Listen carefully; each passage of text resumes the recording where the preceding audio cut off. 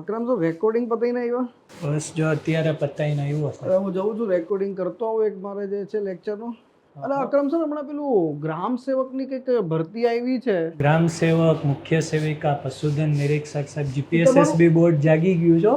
તમારો ભાઈ બી જે છે ગ્રામ સેવક છે, ગ્રામ સેવક જ તો છે એની ને. જોડે બધું પૂછીને જે છે જરાક એકાદ નાનકડો વિડીયો વિદ્યાર્થી મિત્રો માટે માર્ગદર્શન વાળો બનાવો ને યાર. 100%. અને સાહેબ જીપીએસએસબી બોર્ડની અંદર હવે આ તલાટી કમ મંત્રી, જાગી ગયું છે, જુનિયર હો. ક્લાર્ક તૈયારી જ છે સાહેબ તાત્કાલિક જો આવવાની. ફટાફટથી જે છે માંગણા પત્રક પ્રમાણે ધીરે ધીરે 1 by 1 બધી આવી રહી છે એવું લાગે છે મને તો. અને સાહેબ મજબૂત આપણે એનાલિસિસ કરી નાખ્યું છે છોકરાઓ જીપીએસએસબી કોમેન્ટ બહુ કરે છે આજકાલ તલાટી કમ મંત્રી અને જુનિયર ક્લાર્કની.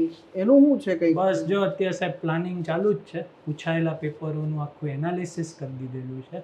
અને સાહેબ એવું બને જ નહીં કે જીપીએસએસબી ની ભરતી આવે ને વેબ સંકુલ કાંઈ ન લાવે. તો કંઈક કરીએ મજબૂત જે છે. મજબૂત. અલા, આ રેકોર્ડ કોણે કરતું તો ભાઈ?